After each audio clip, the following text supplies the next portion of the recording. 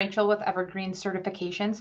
Today I have the pleasure of Stacy, Evergreen EMDR advisor and consultant joining me. Stacy, would you like to introduce yourself to our audience today? I run a lot of the programs with PESI for EMDR now, and I'm doing the trainings as well as consultation towards certification in EMDR. And I actually also do IFS therapy and some of the trainings there on that too, in combination. Trauma expert and really using EMDR and like-minded approaches to work deeply with trauma and to do that deeper work. Great.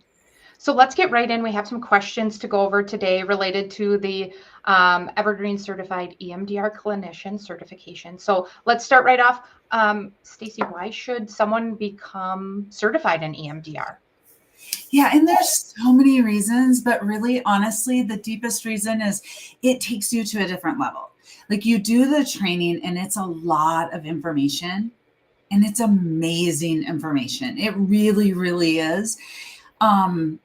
But the certification part of it is we offer, the practice, and then we also offer to actually be with myself or one of the other consultants who has years of experience doing this with many populations, and it really takes you to another level. So of course you get the accolades and you get the credentials, which can be really helpful, but it's more than that. You deepen your practice. It helps with burnout. Because you actually get to learn how to use the tools to maximize your work with clients, and it will take you to it'll take your clients to a whole nother level of healing. Awesome. By doing that extra work. Great. Yeah. So moving on to the next question. So in your opinion, what is unique about this EMDR-C certification? Specifically, what knowledge will professionals gain by obtaining the certification and going through the training requirements for this certification?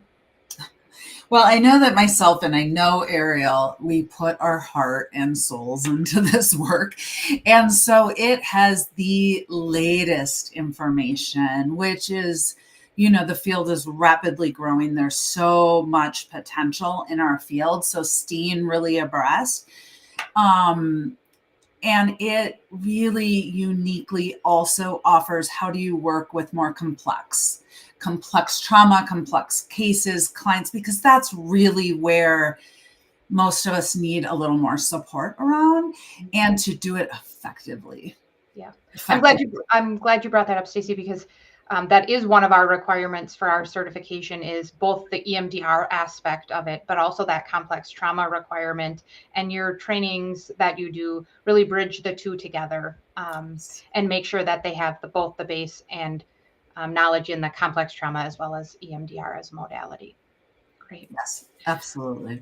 So the next question, why is consultation so important? One of the requirements in order to obtain the EMDR certification here with Evergreen is to obtain 10 consultation hours with yourself or one of the other approved consultants. So why is that so important for the certification process? It doesn't get used. I've been in this field and I've been doing this a long time, and it really doesn't get used. People get too nervous, or they go in and something happens. And when you have the consultation, you not only know how to use the foundation and do it accurately, do it safely, and get supported in that, but you get to build on like being intuitive with it, and being with your clients and enhancing it and lowering what gets in the way and what blocks it from being successful. And the amount of using it and using all these, they're amazing tools. Actually using it increases. I don't have an exact percentage, but it's a huge amount. It really makes a difference.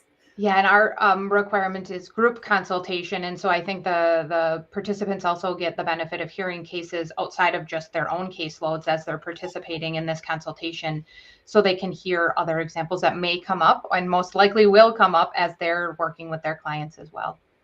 Yeah, it's so useful hearing, all of the different experiences. Yeah. Yeah, great.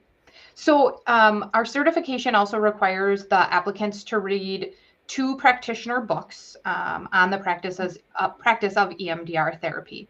So what will reading these books help enhance the clinician's practice with? Well, and we really do put in there many books to give the different nuances that everybody works with, but these books are fabulous. And they will, again, give you a different perspective. They'll give you some, case examples. They give you a lot more creativity in it and space for using it, but also just reinforce.